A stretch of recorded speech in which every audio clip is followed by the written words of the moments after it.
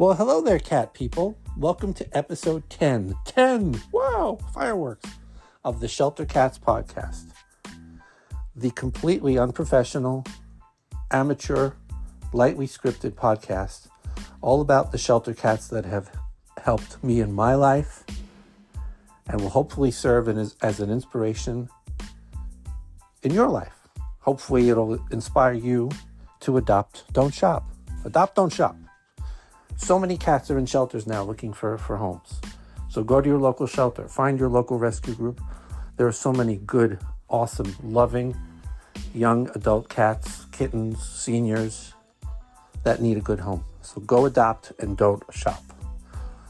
I'm so excited about today's episode, but just to do my usual, I would love to hear from you. I really, really would. Don't be shy. I want to hear about your cats.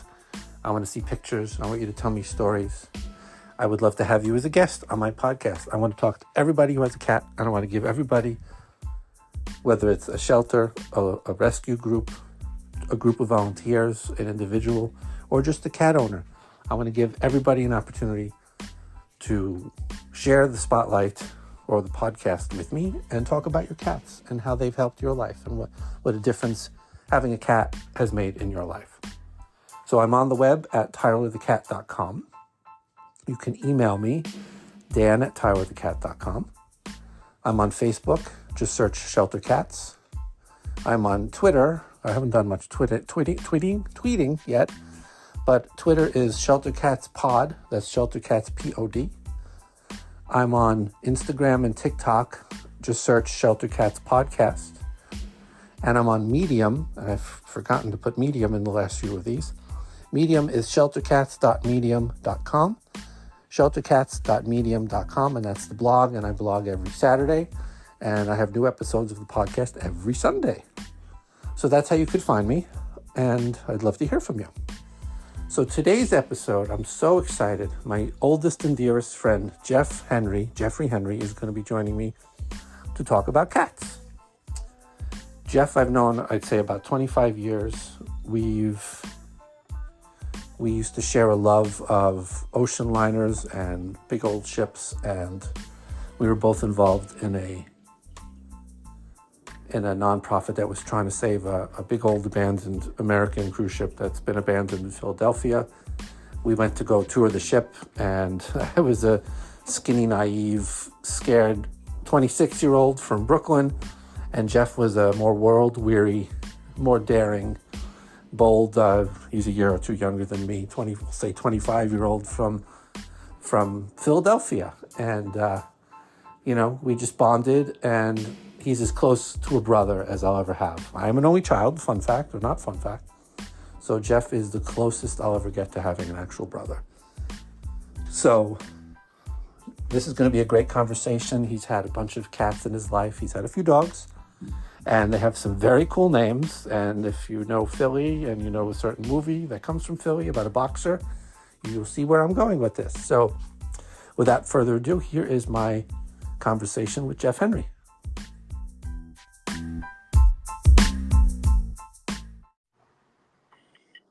Hello, Jeff. Hello, Dan. How are you? Hey, welcome to my Shelter Cats podcast. I'm so happy to have you as a guest. Thank you. I love cats. You love cats? Well, I didn't always love cats, but yeah, they're pretty cool now. Now, I did an intro on you, but I want you to have the chance to just tell people whatever you want to tell people about, like, who you are and about, your church. I just want to be sure to give you the chance to put the name out there just because I want to. Okay. So my name is Jeff Henry. I live in rural central Pennsylvania, about 45 miles northwest of the city of Harrisburg. I grew up in Philadelphia. I've known Dan since the beginning of time. I think, what did we meet? 1998, something like that? Yeah, just about. Down in downtown Philadelphia, and we've been friends ever since. And clearly you have a much greater love for cats than I do, but yeah, that's me in a nutshell. We live here in a very small rural town. We pastor a small rural church here, do all kinds of outreach opportunities in our small community. And when I say rural, Dan, I mean rural. There are 1,100 people in this town, so big change Wow. for us. We moved here in 2018, so it's been life changing, but a lot of fun. Well, I'm as you know, I'm from Brooklyn, so 1,100 people is blows my mind. It's insane. And when we came here, we didn't have any cats, and now we have 2. Now, when I met you, you had J, right? CJ. CJ, sorry, CJ. Yeah. I knew there was a J in there. Yeah, he was actually the first gift that I bought my wife, Jody, Jody and I have been married 25 years. I bought her this cat from a shelter, near the town that we lived in, because she wanted a cat. And actually, you met him the first time you came to our house. I That's think right. That was about the same time frame that you had Tyler, correct? Yeah, just about 2000, I'd say. Yep, right in that. And he lived with us. Golly, Ava, my daughter, we have a 26-year-old daughter, grew up with CJ in the house, and he finally passed away. I think he was 17 years old. We had him for a long time. So when he passed away, I was like, no more cats. I want dogs. I want something I can take out in the car with me and go do all those cool things. So we had two little dogs, as you know, Rocky and Yo Adrian.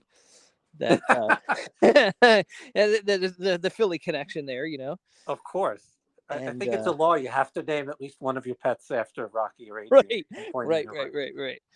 So when right before we moved here in 2018, Adrian passed away. She was 10, and then Rocky made the transition here. It was funny because he was a city dog, and he came out here, and man, he loves to run around the grass and all that kind of stuff. And then he just recently passed away, just under a year ago. He was 14 when he passed away. So there was a vacancy in our family. And our daughter had been at college, and she had gotten a shelter cat. You would appreciate this tiny little animal we called Little Marie, another Rocky connection. That's great, Little Marie.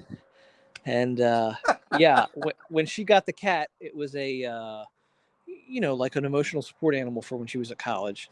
Of course. Tiny little 5-pound cat. She never has gotten any bigger than that. But the plan was that she was going to get her own place when she graduated college, not come home here. And she did come home here. So we earned a cat that I didn't, I'm not really a cat guy, but, Little Marie is little. She's tiny. She's a very furry, black, short. I don't think they would, long hair is what they would consider her. Okay. So due to allergies, she goes to the groomer and gets cut. She looks like a little poodle. It's really fun. And, she was the king of the roost for quite some time after Ava came back from college. And, Jody, my wife, said to me one day, she goes, I think I'm going to get a cat. Now you have to understand something, and you know this well, Dan, but for your listeners, just to kind of help explain, my wife has a really rare central nervous system disorder called complex regional pain syndrome. So she has consistent pain from her left hip to her foot, like just about all the time. And one of the reasons that we got the dog, Adrian, was because she was just a snuggle bug. She could tell when Jody wasn't feeling well, and she would come and, snuggle with her and all that kind of stuff. So when Adrian passed away, there was this vacancy. Right. And she said, honey, we need a cat. And I'm like, nope, we do not need a cat. We already have one cat in the house, and I'm semi-allergic. It's just not a good plan. I don't like that. No. So the next Saturday, I was here at home, and the girls said to me, hey, we're gonna take a ride to Lewistown. Now you have to understand, rural town. So Lewistown is the next large area north of where we live. It's about 19 miles. And that's where the Walmart is. That's where the the Lowe's is, the cell phone anything that regular city people would have. That's where. So where you get what you need. Right. So they went on and did their little road trip, and I was sitting in the living room watching YouTube like every lazy guy does. Yep. And I remember this like it was yesterday. They pull back up in the driveway and, got out of the car. And as they're walking, so our little walkway kind of goes by the front windows of the house there. And as they're coming up the porch, I hear this, meow, meow, meow. And I'm like, what is that? You do that really well. Well, I'm a really good impersonist, I practiced before we started this conversation, I believe it. So they come in the house with this little baby, and I mean baby, she was tiny, little tabby, short-haired American, kitten.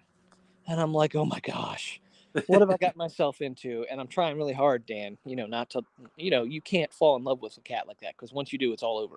Oh yeah, for sure.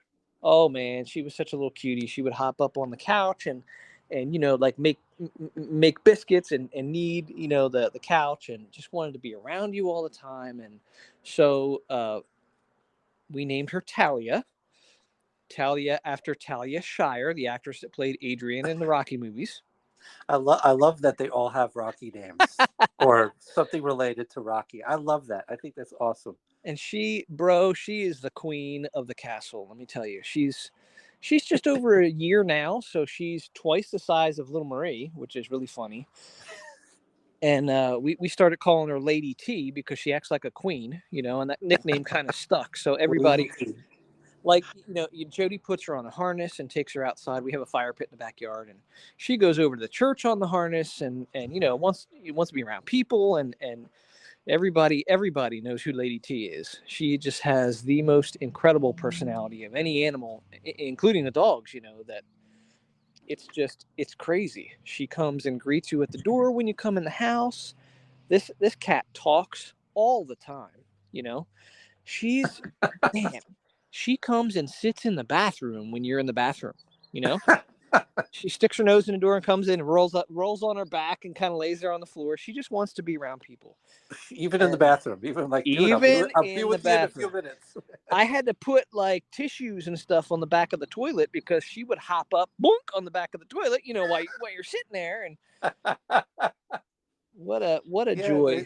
They don't have boundaries all the time. That's for sure. No boundaries, but they just want to be around people. And I was always standoffish to cats because I felt like, they're animals that never listen and they don't come when you tell them and all that kind of stuff.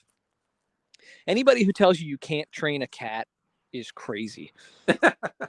This animal has just, oh my gosh, she's been here just about a year, and she's filled a void, well, specifically in my wife's life, that was vacant.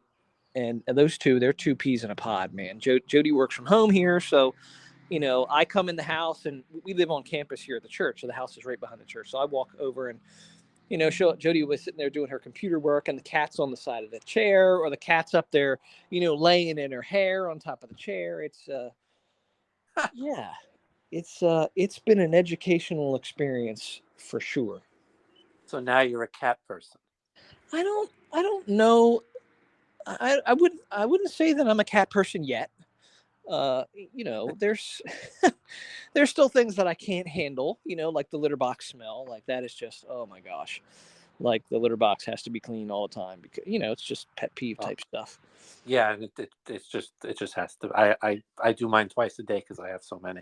Oh, well, that was my biggest fear with bringing another cat into the house, that there would be territorial arguments and so on and so forth. And these two are funny because little Marie, who's the little one, is actually, we think, because she's a shelter cat, she came from a shelter back home in Philly. We think that she's about 4 or 5 years old when Ava got her. So she's substantially older, but she's way smaller. So they bounce around the house and they're tackling each other and knocking each other. Man, these women, they go out and they buy these big cat towers, in my living room. And but it's been a lot of fun. It's been definitely, I'm a little younger than you, I think, but at this age of my life, I'm about mid-age, right now, and I did not want another animal because I don't have to care for one and make sure that somebody was here to take care of them. And these things are self-sufficient, Dan. Like, you go away and they take care of themselves, and they cry when you're not home, and all that kind of stuff. But it's been a joy. I'm glad she's here, quite frankly. That's amazing. That's just an awesome story. I knew it. I knew I'd bring you over to the cat side. I love dogs. Nothing wrong with dogs. I loved Rocky and Adrian, but just hearing how they keep Jody company when she works, and the void that they fill in her life, I can relate to that. As you know, when times are rough, they just know what's go. They just know when. Yep. When something's going wrong, or you're going through a rough day, or you know, Yep. in my Yep. case, some romantic. They're just, dude, don't worry, you're going to get through it. You'll be fine. I'm here. I Yeah. don't judge, and that's the unconditional love is just the what makes them amazing. Dogs do Well, it too, but cats do it better. it's funny because when you have a dog, you're like, okay, I'm going to train the dog to do this and I'm going to train the dog to do that. And when Lady T first came into our life, like I thought, cats are chaos. And at night, at 1 a.m, they're running around the house and, all that kind of stuff. And you know Jody pretty well. She's very organized and, training oriented. So she started training this cat from the time she was little. And it's hysterical. Once you get a cat on a regimen, something they do every night, like they don't know what to do without that. You know what I mean? So They're for creatures example, of routine for sure. well, yeah. For example, at nighttime when we're done at night and everybody turns the lights off, they get their little kitty snack. We go make the bed. They have their kitty snack. Little Marie goes in Ava's room and she has this little tiny hut she sleeps in. And that cat, is chaos because nobody's trained her. But Lady T and I walk around the house. We walk around and we close the blinds. We turn off the switches. We lock the doors. We come back in and she has this little kitty bed that lays next to Jody's bed. And I told her at first, I was like, there's no way that cat is going to stay in that bed all night long. It's just not going to happen. She said, just watch. And so we started doing this every single night. A year in, that cat, man, when we go in to go to bed, we put her in the bed. I brush my teeth, turn off the light, get into bed. She's over there, licking her paws and cleaning herself up. 5 minutes later, bam, she's out and she stays there till probably 7 or 8 o'clock in the morning when we get out of bed. Well, it's earlier because they wake up for breakfast, That's Hello, amazing. are you awake? I'm hungry. But yeah. That's even mine. Come and go while I'm asleep. That's amazing. It's crazy. I thought she was nuts. I mean, this is never going to work, but it does. It works really well. I'm telling you. Yeah, they do like you know about my tailor, the Yep. senior I just took in, and it didn't take him long to like the first night he cried and he was very confused and he kept me up, but within a couple of days he adjusted to my and he's 13. Oh, He adjusted to my schedule pretty quickly. So now when I go to bed, he goes to bed, and when I wake up, he wakes up, and when I'm working, I have a bed for him in the corner, kind of similar, right. and he just sleeps in the bed, and they'll adjust to your schedule. Their cats are amazing creatures of routine. So if you feed them the same time of day, Yep. mine wait like they're waiting to get into the dining room of the SS United States. They're all lined up waiting for food, like passengers on a cruise ship. So Yep. they I love hearing that because they adjust to your schedule, and um, I've rarely heard of a cat that won't kind of just follow what you do. And Oh, and people say that you can't take them out because they'll run off. This cat, she will go out on a lead. Like we got a little harness from the time that she was little, and started getting her outside and getting her comfortable. She hasn't really conquered the fear of the car yet, which we're still working on. That's a little anxiety plaguing. But man, like around here, we'll go out and walk around the yard, and she sniffs the grass and chases the birds and all that kind of stuff, just like a dog would. It's pretty crazy. you have the benefit of living where there are not many cars. No, there's not many cars here at all. So I mean, just for the listeners, always have your cat on a harness if you take them out, just so that they don't by chance get scared or get spooked and run away. Well, that's the issue is fear. Like when they hear big noises, it's they can jump sometimes right out of the lead and run off, and Yeah. that's a great point. So I mean, where I live, there's cars everywhere, so I literally couldn't. Yeah. I couldn't. These guys they have no interest. I've had harnesses. Tyler, if you remember, I had a harness and he just looked at it like, I'm not wearing that. So you might as well return it. It's not happening. I tried to put it on him and he looked at me like, you're going to lose an eye. I'm not doing this. It's not happening. I don't want to go outside. This is nice. I love it here. Why would I go outside? Well, But some cats love it. Love when it's safe and when, you do what you do and keep them on a harness. Some cats just love fresh air, love being outside, love exploring. So that's awesome. And she's a church mascot, it sounds like. Yeah, she's, when there's big groups of people, obviously they get a little nervous and so on and so forth. Yeah. But yeah, she comes over to the church sometimes and, just kind of hangs out. You got to be careful because you got to make sure that she gets back over to the litter box. Obviously, you know what I mean. You don't want Yeah. that Or keep a litter box at the church. No. No, we're not there yet. Not there yet. Just saying, you're doing your service and you hear her scratching in the corner. No. Yeah, that would not be not at that point. Yes. No, not yet. But you could do a blessing of the animals. No. Could bless the animal, sure. Yeah. I've heard of that. If mine were traveling cats, I would bring them to something like that. I gotta tell you, we follow this guy on Instagram, and I may have shared this with you before. One Bike One World is his Instagram. Yes. He rides the bicycle all around the world with the cat in the basket. It's fascinating. That cat, and I think he picked that cat up as a stray somewhere in Bosnia. Yeah, and right. And that cat is trained, stays in the basket of the bike or whatever they're traveling in, and I mean, a cat, if they're healthy, they could live 15, 20 years or more. So that's a lifetime of seeing the world. I mean, anything's possible. Well, and it's important to remember that. I think a lot of times people pick up an animal for their kids or whatever, and they don't think but 3 or 4 years ahead. When you're picking a new animal, like that's a member of your family for life.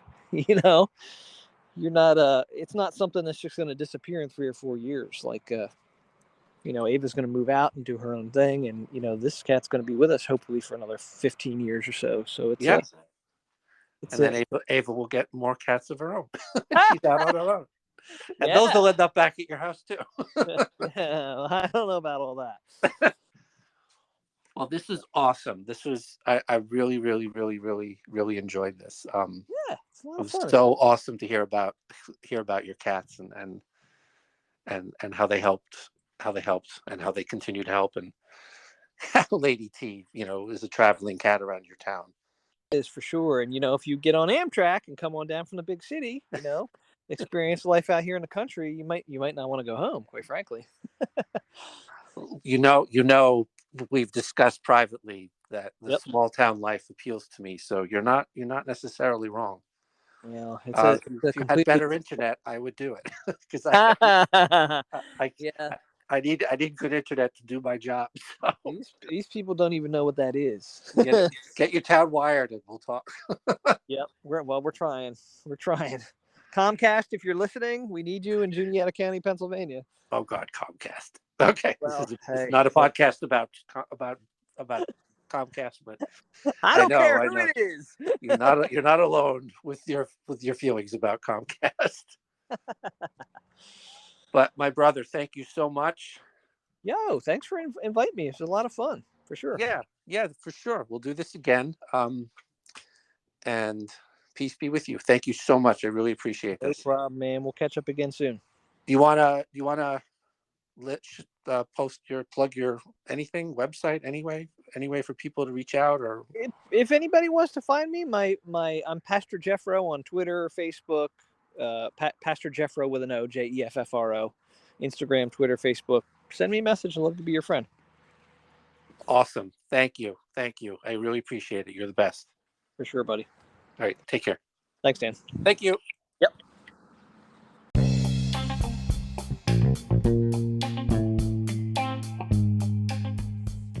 Well, I hope you all enjoyed that. That was just beyond awesome. Jeff, like I said, he's basically my brother from another mother. He's an absolute dear friend of mine. And just seeing how cats have made such an impact on his life and how he's become a cat person. That is what it's all about. That's why I have this podcast. I actually spoke to a friend last night who asked me, like, what are you hoping to gain from this podcast? So this is exactly what I'm hoping to gain. I'm hoping to inspire people to adopt shelter cats.